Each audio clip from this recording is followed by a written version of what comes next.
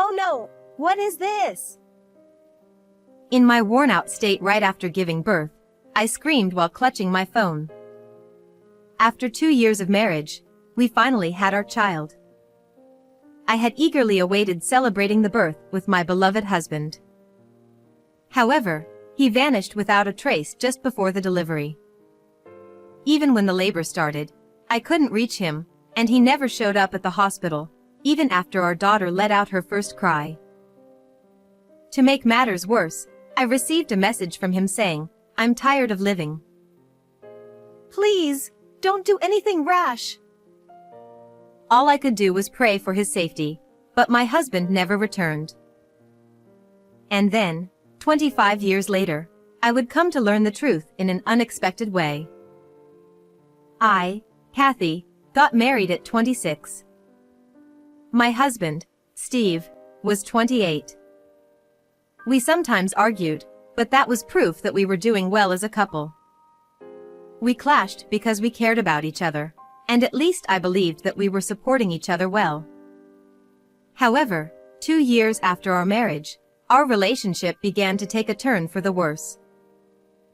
"Hey, these shoes weren't here before, right? Did you buy something new again?" Steve replied. So what? It's my money. I can do what I want with it. You say that, but you've already spent quite a bit. When I pointed out the new brand name shoes at the entrance, Steve frowned in annoyance and turned away. In truth, Steve had always been a bit loose with money since we started dating. After we got married, we agreed that I would manage all the bank accounts because leaving it to him meant we never had any savings. Despite this, at that time, brand name shoes and sneakers were increasing in our house. When I asked where the money was coming from, he would always evade, saying things like, "I made it from stocks," or "I won at the slot machines." I was worried he might be borrowing from somewhere, but I couldn't confront him strongly. Alongside the growing collection of brand name items, there was another thing that bothered me. Steve muttered in a low voice. You're always restricting me. Don't you trust me at all?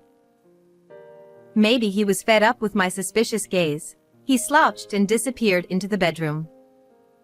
Seeing him so dejected made my chest ache. What concerned me was the gloomy expression he sometimes showed. The Steve I knew would have been irritated and rebellious towards me, but at that time, he didn't show any of those signs. I'm not satisfied with the money situation, but I'm a bit worried about Steve's attitude. Maybe he was troubled by something at work. Was he shopping to relieve stress? That thought crossed my mind, and I couldn't say more than small complaints. And then, amidst my already existing anxiety, an event occurred that escalated my husband's strange behavior. It happened when I found out I was pregnant. We had talked about wanting children since the early days of our marriage, so I was over the moon. "Hey, the baby is finally coming." Huh? Oh, yeah. That's great. However, Steve averted his eyes from me with a distant attitude. From that point on, Steve started going out more, almost as if he was avoiding me. Not only on days off, but even on weekdays, he wouldn't come home until late at night. Eventually, his excuses for business trips and travels increased, and he started staying out overnight more often. "Hey, I understand work is tough, but could you come home a bit earlier? I'm feeling anxious about the first childbirth." But even when I pointed it out, he didn't respond, dismissing it as business dinner or can't hang out with friends once the baby is born. Steve seemed positive about having a child before, but does he realize what it means to be a father? Naturally, I still felt uneasy about this, but it was a fact that once the baby was born, we wouldn't have much time together, so his words made sense.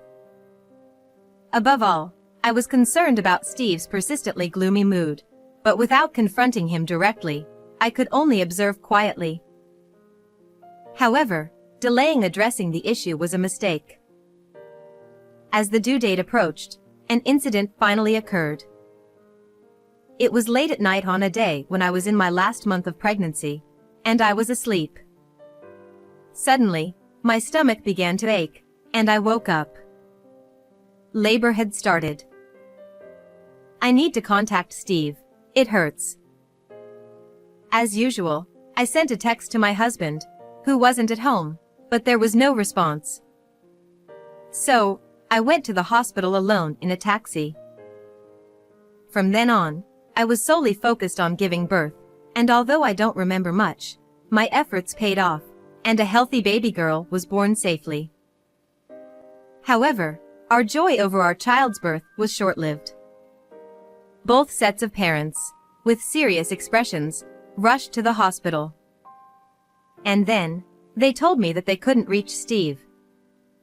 From then on, the mood shifted dramatically, and we began to search for my husband with unsettled feelings. Despite my postpartum condition, I contacted our mutual friends and his workplace. But no one knew where he was, and to my surprise, his workplace reported that Steve had already resigned days ago. I didn't hear anything about that. What's going on? What's happening? Amidst the confusion, a notification popped up on my tightly held phone. When I looked, it was none other than a message from Steve. Feeling relieved that there was some response, I opened the message, but my relief turned into shock when I read its contents. I've been thinking for a while, but I'm not qualified to raise a child as pathetic as me. Living has become unbearable. Please don't look for me. That's what it said. My in-laws screamed at the ominous message. As for me, I couldn't believe it, staring at the screen of my phone in disbelief. Certainly, there were times when he seemed strange, but I never imagined he was feeling so cornered. What is this? Please, don't do anything rash. But my plea was in vain, and my husband never returned. Moreover, as a result of reporting to the police, his shoes were found lined up on a nearby cliff. This led the police to suspect suicide, and the investigation continued, but his body was never found, and eventually, the search was called off. Thus, my husband left us, leaving behind only our beloved daughter, disappearing before our eyes. Why? Why didn't I listen to him more? For a while, consumed by regret and guilt, I couldn't do anything but cry. However, I couldn't continue like that forever. A few months after the incident, I somehow started working to raise my daughter. Despite not giving up on Steve and frequently gathering information, there was no progress. Balancing childcare and work was tough, but to ensure we never lose our family again, I poured all my love into my daughter as much as possible. And so, amidst the busy days, I realized that a whopping 25 years had passed since my husband had disappeared. At 53 years old, I was living with my 25-year-old daughter, Emily, who had grown up beautifully despite being raised in a single-parent household. To contribute to the household, Emily started her singing career in her teens and transitioned into acting, becoming quite a success in the industry. Thanks to her, we never faced financial difficulties, and we enjoyed a happy life together. However, secretly, I still harbored feelings for my husband. If the three of us, Emily, Steve, and I, could have lived together, how happy would we have been? Despite feeling conflicted, I didn't want to burden my daughter with unnecessary expectations, so I simply told her that her father had passed away. Yet, the despair from when my husband disappeared had certainly lingered in my heart. However, one day, Emily confided in me with a serious expression that she wanted to introduce someone important to her. Listening closely to the unusual atmosphere, it turned out that Emily was considering marriage with an actor from her generation, Will Furthermore, his mother happened to be the president of a talent agency. While I couldn't deny feeling surprised, I enthusiastically nodded along with my daughter's earnest words. If he's the one you've chosen, I'll support you. No matter who he is. Given that she was a celebrity marrying an actor, I could easily anticipate the public's reaction and the challenges ahead. Nonetheless, after what happened with my husband, I had firmly resolved to stand by my daughter no matter what. Moreover, there was no reason to oppose her marriage, especially considering how excitedly she shared the news despite her nervousness. Relieved by my response, Emily showed me a photo of his family on her phone and expressed her desire for us to meet. However, at that moment, is this? I gasped as I looked at the photo that had caught my eye. And the unbelievable scene captured in that photo would drastically change my life. 2 weeks later, I was heading to the meeting place with Emily for the introduction. We were both probably wearing more stern expressions than usual. While nerves were certainly a factor, there was another significant reason for our seriousness. If our suspicions are correct, we can't just let this go. But could this be some kind of mistake? With these tumultuous emotions in my heart, I stepped into the restaurant designated as the venue. As it was a meeting between celebrities, we were ushered into a private room with strict privacy measures. And when the waiter opened the door, I was met with the sight of a certain person. At that moment, the complex emotions that had been building up inside me overflowed from my heart. So, you were alive after all. I couldn't help but exclaim loudly, and both Will, Emily's boyfriend, and his mother, looked at me in surprise. However, the most shocked of all was the man who stood there, Will's father. Though his hairstyle, beard, physique, and clothing had changed, there was no mistaking it for me, his wife. I'll need an explanation for this. From you. With anger in my voice, Will and his mother stared a hole through Steve, my husband. As it turned out, the father of Emily's boyfriend, as seen in the family photo she showed me, was none other than my husband, who had disappeared from my life before. While it was a relief to know he was alive, the idea of him being the father of my daughter's fiancé was beyond coincidence. Initially, I considered the possibility of a striking resemblance to someone else, but it seemed my eyes were correct. However, it appeared Steve was intending to play dumb. Well, who are you? What's this about? You're being rude out of nowhere. But his eyes were shifting, and beads of sweat streamed down his forehead. His evident discomfort undeniably confirmed his identity as my husband. It's useless trying to deny it. You can't fool me anymore. I confronted him, my tone growing stronger involuntarily. May I have a little explanation, please? Then, Will's mom, Beth, who had been bewildered until then, opened her mouth, seemingly unable to bear the situation any longer. Though she seemed shocked and struggling to grasp the situation, her calm inquiry revealed her professionalism as the president of a major talent agency. After taking a deep breath to calm myself, I looked her straight in the eye and pulled out some documents from my bag. Steve and I are married, and this is the proof. From there, I disclosed everything about his relationship with me to Will and Beth. On the day Emily showed me the family photo of her fiancé, she seemed suspicious of my reaction. So, I finally told her the truth about her father for the first time. I explained about the message hinting at suicide he sent on the day of our daughter's birth, the uncertainty about whether he was alive or dead, and how the man in the photo looked identical to him. After hearing everything from me, Emily proposed hiring a detective with her own money because she couldn't marry someone with the same father as herself. And after waiting for a week, the investigation results matched the time when my husband disappeared with the time he started living with Beth. With plenty of other evidence, it was confirmed that Will's father was indeed Steve. Beth had been staring at the report from the detective agency with Will for a while, but suddenly, she looked up. Indeed. I was opposed to marrying him officially, and this seems to be the reason.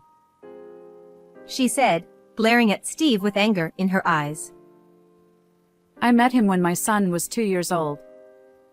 Will is his stepson. Then, Beth explained to us how she came to live with him. According to her, she had recently lost her husband in an accident and was working hard while taking care of the young Will. She happened to meet Steve, who was kind to her. Since Will is a little older than Emily, he probably started cheating on her before my pregnancy became known, at the point when his behavior became suspicious. Of course, I heard he was single. So, we had something like a common law marriage. Beth quietly expressed her anger, glaring at Steve. It seemed my husband refused to marry officially because of his complicated family. Who was he to abandon his wife and child, then comfortably move in with another family? Then, at the next moment, perhaps realizing he couldn't keep lying anymore, Steve sighed heavily. It's enough. Shut up. I couldn't live with you, always restricting my spending. Of course, you're Steve after all.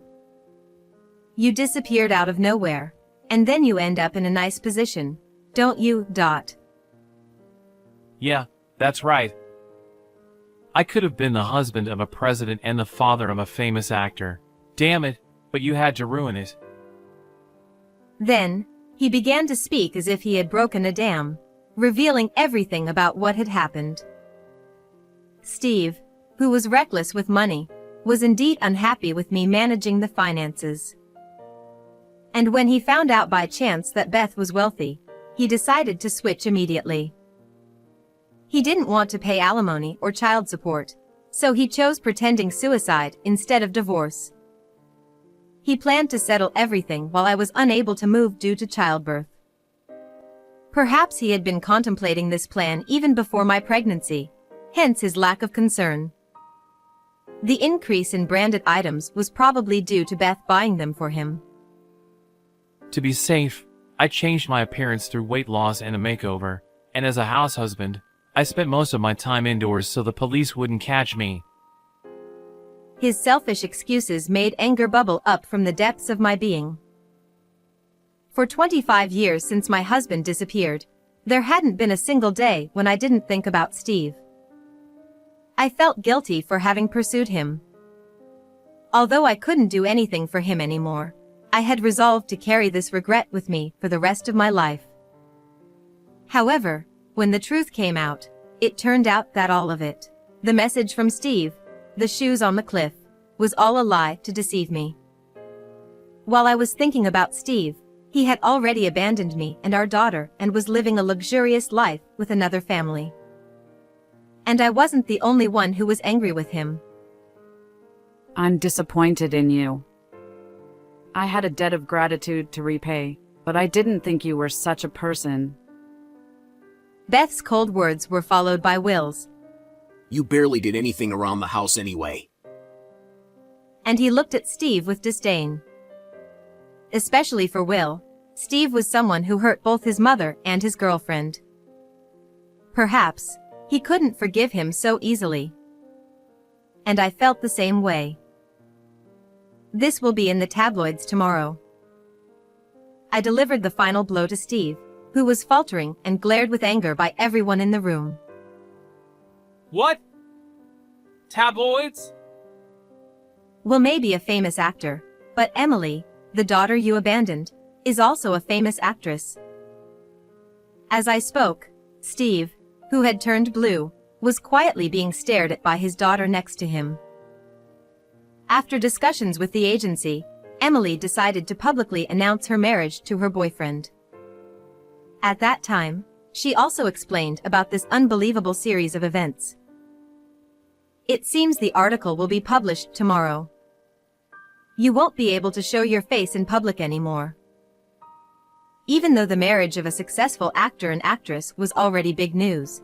If the father was involved in such an incident, the media wouldn't stay silent. Perhaps from now on, Steve would have no privacy left. Of course, you'll have to leave our house. No, I don't want to. Please, reconsider. What am I supposed to do from now on? Perhaps realizing how frightening the situation had become, Steve clung embarrassingly to me and Beth. Seeing his pitiful state, I felt as though I had been released from a curse that had haunted me for years. It took time, but I no longer needed to worry about my husband who had disappeared. I don't know. Maybe you can go and live with another family? Beth, Emily, Will, and I looked at each other, and leaving Steve behind, we left the place, planning to have another calm meeting somewhere else. Later, after 25 years, I divorced my husband. Since the announcement of my daughter's engagement, Steve has been quickly identified by her and Will's fans. Now he's being chased by tabloids and can't walk around town. Even though he hadn't been working for many years, finding a new job seems unlikely for a while. Being evicted from the house he lived in and unable to return to his parents' house, he's currently wandering the streets. On the other hand, Emily and Will got married. While being blessed by society, they also received sympathy for their father's situation, which actually increased their work opportunities. Now, I can live with a clear and cheerful heart. I plan to watch over their success and slowly enjoy this happy time. How was this video? Don't forget to subscribe to the channel. Well then, let's meet again in the next video.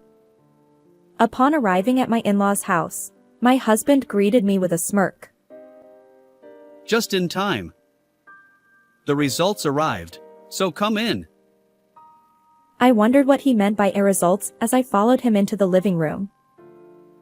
There, my husband placed an envelope containing documents on the table. What's this? It's the DNA test results. Now your affair will be proven. He grinned and spread the contents of the envelope on the table. My name is Mia, a 27-year-old homemaker. I've been married to my husband, Oliver, for 2 years, and I'm currently pregnant. Earlier, I experienced intense labor pains and was rushed to the hospital. However, several hours have passed since then, and I just gave birth. After enduring painful contractions, I finally saw the incredibly cute form of my newborn. I felt a sudden release of tension and relief that everything went well. The relief and joy must be overwhelming. But as soon as the relief settled in, exhaustion hit me like a wave. After enduring labor for a full day without sleep, I desperately wanted to rest. The nurse said she'd take the baby to clean up, but I kept an eye on her. My husband had rushed over after work to be there for the birth, but he hadn't said much afterward. At that moment, fatigue clouded my senses, and I didn't notice anything amiss with my husband. The nurse returned, cradling my baby in her arms. She turned to my husband and said, Please hold your child. But he made no move to take the baby, instead locking eyes with me and saying something I couldn't quite hear. Exhaustion clouded my senses. I was still recovering from my own procedures, unable to focus on his words. What did you say? I asked, but he left the room without answering, never once holding our child. I wondered what had happened as the nurse and doctor exchanged uncomfortable glances. Confused and drained, I drifted off to sleep. Afterward, I found myself in the hospital room, and my child had been taken to the neonatal unit. The next day, my husband didn't visit the hospital at all. According to the nurse, he had been there and met our child, but he avoided my room. Then, an unexpected message arrived from him. Let's discuss divorce once you're discharged. I couldn't comprehend it. Why now? When I asked for an explanation, he remained silent. Shocked and physically weakened, my hospital stay extended. Finally discharged, I returned home, but my husband was nowhere to be found. Glancing around the room, I noticed several missing clothes from the closet. He must have gone back to his parents' house, I thought, feeling even more despondent. I messaged him, "I've been discharged now." His reply came, Let's discuss this Saturday at 1 p.m. at my parents' place. "What was going on? Had I done something?" As the day of our discussion approached, I brought my own parents along to my in-laws' house. Fortunately, my brother's wife, who had experience with childbirth, agreed to look after my baby. When we arrived, my husband greeted us with a smirk. Just in time. The results arrived, so come in. He said, leading us into the living room. He placed an envelope containing documents on the table. "What's this?" It's the DNA test results. Huh? You look like you're getting nervous. Huh? Well, why did you even check something like that? Well, now your affair will be proven. With that, he grinned and spread the contents of the envelope on the table. Among the documents in the envelope, the top one succinctly stated that the child was indeed my husband's. He looked at me in disbelief, exclaiming, Look at this. The child and I are biologically related. What? Why? How can this be my child? It can't be. His thoughts remained a mystery to me. My in-laws tried to calm him down, while my parents and I sat there, dumbfounded. Finally, as my husband regained some composure, I asked, "What do you want? Why did you insist on a DNA test? Did you really think I was having an affair?" His response shocked me further. Well, when the nurse tried to hand the baby to me, I noticed it didn't resemble me. I wondered if you were having an affair. "Wait, you said that at the time?" I asked. He replied, Your face turned pale when I mentioned it. "No, I was just surprised and asked for clarification," I retorted. He insisted. You were caught off guard because it hit home, didn't you? I was furious. "Do you realize the grueling conditions I endured during childbirth? According to the doctor, I lost a lot of blood and was anemic. Given that, it's natural for my complexion to be poor." His stammered response didn't satisfy me. "I've been telling you all along, I haven't cheated." When I confronted my husband about why he had such suspicions, he revealed that before my childbirth, he had been researching various aspects of the process online. During his research, he came across the term brood parasitism, which refers to a situation where a wife intentionally conceives a child with someone other than her husband. Apparently, he stumbled upon numerous accounts of women allegedly attempting this. One particular post caught his attention. A man described how, during the birth of his child, he had noticed that the baby's face looked nothing like his own. When he jokingly remarked to his wife, "You know, this child doesn't resemble me at all," she had panicked unexpectedly.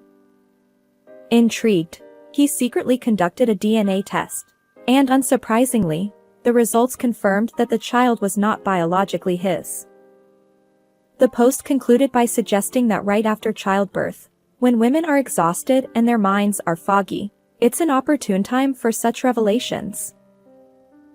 I scoffed at my husband's insinuations. So you thought I was up to something? Ridiculous. Well, the baby didn't look anything like me. I challenged him. Are you serious? Take a look at this photo. I showed him a picture of our baby taken on my smartphone. Even my in-laws, sitting beside my husband, scrutinized their grandchild's features. Oh my. My mother-in-law exclaimed and retrieved what looked like an old photo album. She pointed to a picture. It's Oliver when he was born. My husband stammered.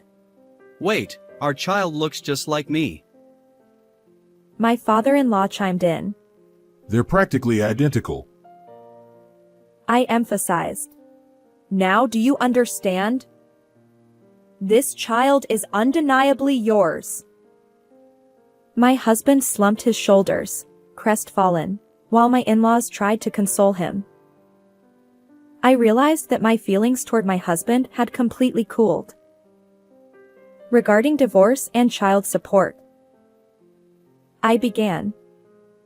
His response was a surprise. Huh?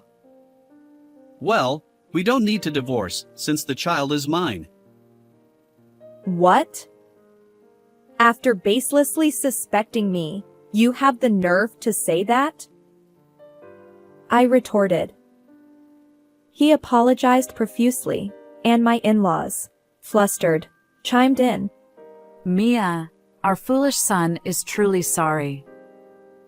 But could you find it in your heart to forgive him?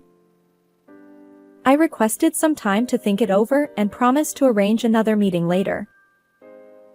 However, one thing bothered me, my husband's smugness when he doubted my fidelity.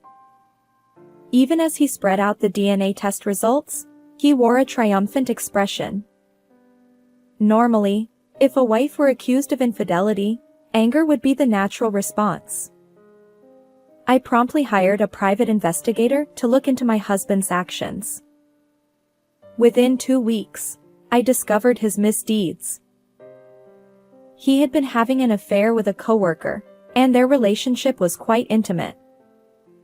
Essentially, my husband assumed that if I were unfaithful, he could divorce me on my fault, claim alimony, and be with his lover. When he saw my pale face during the confrontation, he must have thought his plan was working. Little did he know that I would uncover his secrets. I immediately contacted my husband and headed to my in-laws' house with the documents. It would take too much time to make me wait for 2 weeks. He seemed irritable. How could the one who had wrongly suspected me now act so arrogantly? I felt compelled to teach him a lesson. So, Mia, have you reconsidered divorce? I apologize to you both, but I still want a divorce. My husband exclaimed. What? My mother-in-law added. Well, that's... My father-in-law questioned. Why? Oliver has genuinely reflected on his actions. My mother-in-law continued. Yes, even during the separation, he mentioned feeling remorseful about what he put you through. Mia. I see. I replied. Then, my husband unexpectedly became defensive. After making me wait so long, you think you can just leave? Besides, how will you, an unemployed housewife, raise the child alone? You can't survive without my income. How could he be so brazen? Especially after his own infidelity. Why are you so desperate to avoid divorce? Is it because you don't want to pay child support? I challenged. He stammered. What are you saying? It's my child. I don't want to be apart. My mother-in-law interjected. Mia, that's absurd. Do you really think Oliver doesn't care for his own child? As my in-laws began to question my actions, I decided it was time to get to the heart of the matter. Please look at this, I said, spreading several photos from the envelope. The images captured the moment when my husband entered his affair partner's apartment and later, when they entered a hotel. My in-laws were speechless. What is this? My mother-in-law asked. These are evidence of Oliver's infidelity, I replied. My husband's face turned pale. In essence, he deceived me first. He suspected me of cheating, hoping that if I were unfaithful and the child wasn't his, it would work in his favor. But I was completely innocent, so he panicked. Even if we divorced and he ended up with his affair partner, he didn't want to pay child support. My husband seemed to realize the truth, and his complexion grew even worse. Regardless, I can't continue with you. Please sign this divorce agreement. I'll handle alimony and child support through a lawyer, I insisted. Reluctantly, my husband signed the divorce papers under pressure from my in-laws. They apologized repeatedly, but the real culprit was their foolish son. Thank you for everything, I looked at my in-laws and said before leaving their home. Afterward, the divorce was successfully finalized, and I managed to claim substantial alimony from my ex-husband and his affair partner. Additionally, I secured monthly child support payments from my ex-husband. Unfortunately for them, their actions have consequences, and they now face cold stares from colleagues at work. You see, my ex-husband had already spread rumors about me being unfaithful at his workplace. However, the truth revealed that he was the one who had cheated, causing his reputation to plummet among coworkers. Interestingly, I learned about this from an acquaintance at my ex-husband's workplace. Armed with this information, I filed a defamation lawsuit against him, which resulted in additional compensation for the damage to my reputation. As for my ex-husband, he found himself drowning in debt, unable to afford his affair partner's company anymore. She, too, felt uncomfortable and eventually quit her job. Despite his discomfort, my ex-husband continues to pay alimony and child support, trapped in a living hell of his own making. It serves you right. On the other hand, I managed to secure an office job through a friend, and I'm thriving as a single parent. My son is growing up beautifully and is incredibly adorable. While I'd like to explore romance again someday, I'll wait until things settle down a bit.